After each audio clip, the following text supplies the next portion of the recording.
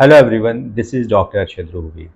Put God first in everything you do so that He will put you first in everything He plans.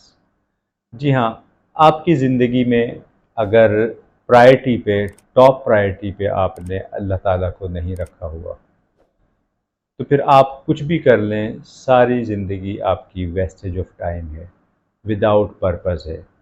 देखें, दो purpose होते हैं ज़िंदगी के। एक वो पर्पस है जो आपने इस दुनिया के लिए, इस लिविंग के लिए आपने सेट किया। मिसाल के तौर पे एक बड़ा हॉस्पिटल खोलना है, एक बड़ी एनजीओ बनानी है, कोई बड़ा काम करना है।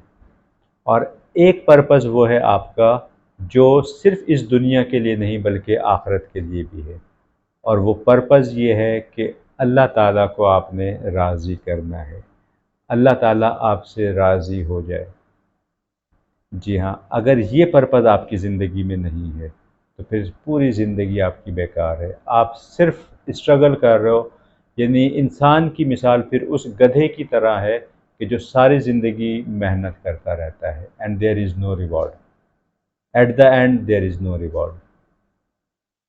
सो अपनी ज़िंदगी में जो आपका जो मेन पर्पज़ है वो ये होना चाहिए कि हम जो भी कुछ कर रहे हैं उसका जो महवर है वो ये हो कि अल्लाह ताला हमसे राज़ी हो। अगर आप अपनी ज़िंदगी में कुछ बड़ा गोल सेट करते हैं तो उसका भी मकसद ये होना चाहिए कि हम अल्लाह की मखलूक के लिए कुछ ज़बरदस्त करें, अल्लाह ताला की मखलूक को हम फैसिलिटेट कर सकें। अच्छा, जब आप कुछ अल्लाह की मखलूक के लिए कर रहे हो तो आप ये ना सोचो कि आपने कुछ कर लिया, क्योंकि मुझ आप जैसे तो पता नहीं कितने लोग आए और आकर चले गए। हर चीज़ में उसका फ़ज़ल जानो। अगर उसका फ़ज़ल है तो आप कुछ कर सकते हो, और अगर उसका फ़ज़ल आपके शामिल हाल नहीं है तो आप मेहनत करते रहोगे, कुछ भी नहीं होगा। ज़िंदगी में सबसे पहली सोच ये हो कि God is connected with us all the time, he is watching us, and obviously this is true. तो जो चीज़ ट्रू है उसी को अपने सोच पे गालिब कर लीजिए कि अल्लाह ताला हमें हर वक्त देख रहा है।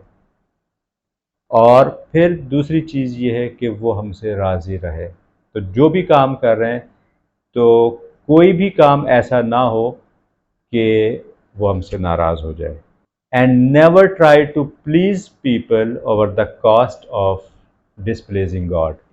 तो आज की इस वीडियो में हमारा जो मेन फोकस है वो क्या है कि अपनी ज़िंदगी में आपकी ज़िंदगी में आप कुछ भी कर रहे हो, जो आपका मेन पर्पस ऑफ लाइफ है वो क्या होना चाहिए कि अल्लाह ताला हमसे राज़ी हो।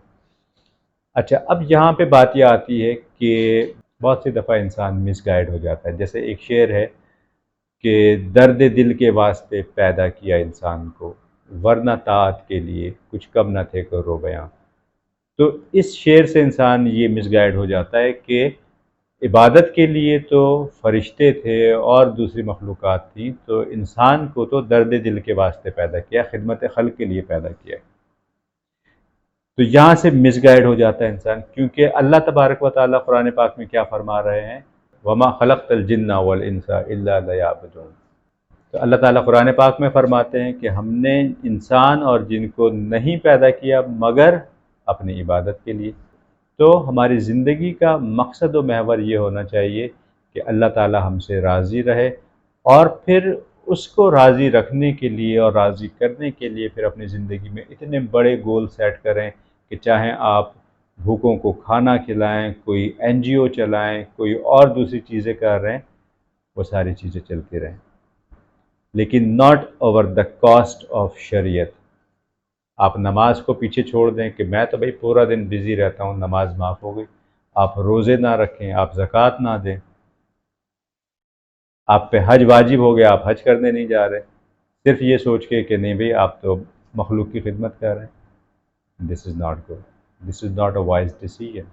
सो अपनी ज़िंदगी में जितना भी बड़ा गोल सेट कर लें, लेकिन उससे बड़ा गोल ये होना चाहिए कि मेरा रब मुझसे राज़ी रहे। अल्लाह को मना लें, अल्लाह को मना लें। और उसके लिए आप क्या कर सकते हैं, जो जो चीज़ें उसने कही हैं उन चीज़ों की पाबंदी करें और कुरान पाक पढ़ें, अल्लाह ताला نے اپنی کتاب بھیجی ہے، اللہ تعالیٰ کا کلام آپ کے ساتھ آپ کے گھر میں موجود ہے، اس کو پڑھا کریں، اس کو سمجھنے کی کوشش کریں۔ Make friendship with holy Quran, روزانہ اس کو پڑھیں۔ Fall in love with holy Quran, so definitely you will find guidance. کہتے ہیں when you are born you are the one who was crying and everyone else was smiling. Live your life in such a way that when you die, you are the one who is smiling and everyone else is crying۔